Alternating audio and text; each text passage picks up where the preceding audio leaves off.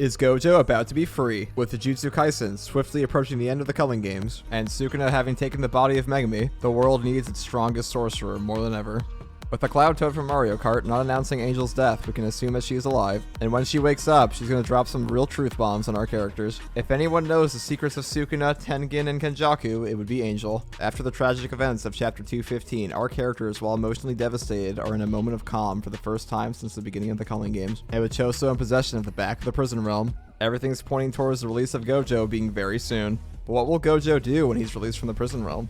His surrogate son has effectively been stolen from him and Yuji.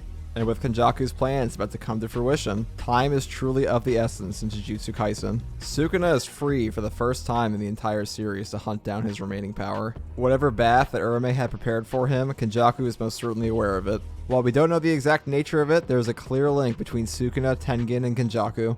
The fact Kenjaku calls Tengen his friend should say a lot. And the fact that Kenjaku compares Tengen directly to Sukuna. Tengen has been far from the most truthful sorcerer in Jujutsu Kaisen. Considering that things like Tengen's barrier play a huge role in the cursed energy population of Japan, it's very possible that both Tengen and Kenjaku had a similar plan at one point in time, but both went their separate ways.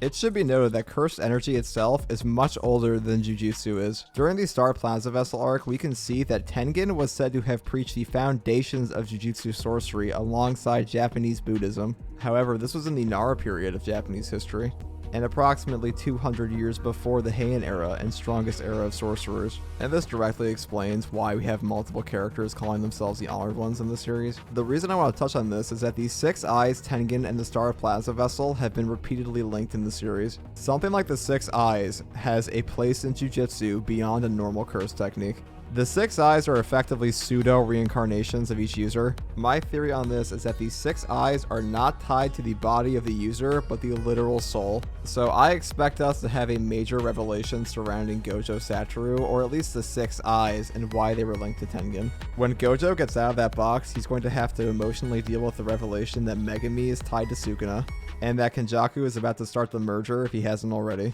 Gojo's return in the story is going to be not only one of the most exciting moments, but it's also going to be one of its most devastating. He'll have to reconcile the fact that stopping Sukuna, even if he's strong enough to, would mean killing Megumi. Gojo's release will finally give the protagonist a true upper hand in their fight against Kenjaku and Sukuna.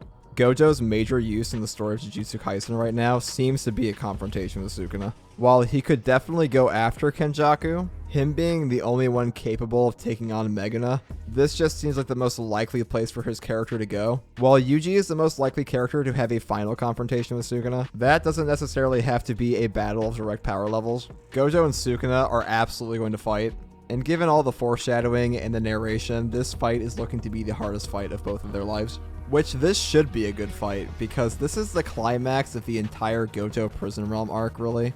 And regardless of who wins, the victor should have to be pushed to their limits and come up with something clever. And while Kenjaku is the main plot architect, he is undeniably the less popular of the two villains. While I'm sure there are people who prefer Kenjaku, I don't think it's controversial to say that most people are hyped about the Sukuna Gojo fight. With Kenjaku helping Urame find Sukuna and create his bath, it's seeming all too likely like one of these characters is going to try to pull one over on each other. And while Kenjaku may be 100% brain energy, Sukuna is Ryomen Sukuna.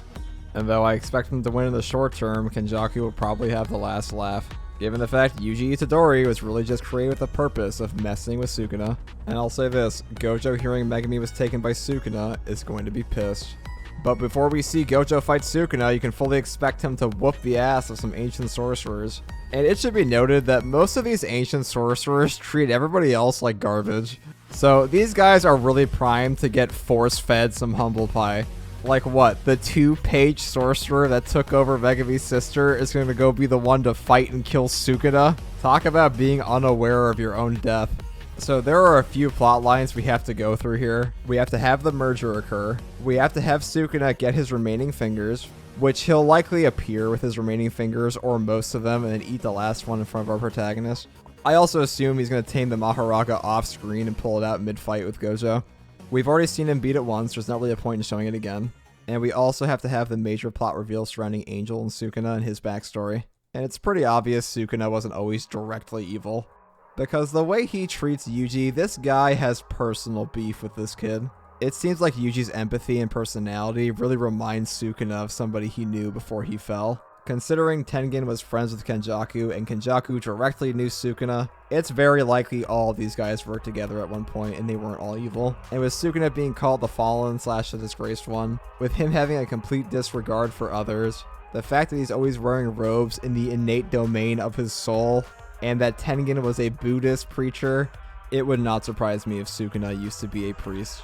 One who was probably similar to Yuji's idealism at one point, and gave up on all of it for more power on Earth. Because at the end of the day, Sukuna is currently the most sadistic, abhorrent, evil thing on planet Earth in Jujutsu Kaisen. Considering JJK is ending this year, our characters really are all kind of just sitting on their hands right now. Angel may have had to be removed from the Sukuna fight, but overall, she was one of the main objectives for our protagonist. So I would honestly expect that we see Gojo come back within the next 5 to 10 chapters. There is just too much plot to get through to procrastinate on Gojo being released anymore. These final chapters, we should really expect to just be non-stop plot revelations and plot movement. So that's my official opinion. I think that we should expect him very soon. The series might push into 2024, but it'll probably end like mid or early 2024 at the latest. So now I want to hear what you guys think. Do you think Jujutsu Kaisen is being rushed? Are you excited about the ending? I think it's being rushed a little bit, and that's not really Gege's fault. It's just Shonen Jump. Like, this magazine company just sucks.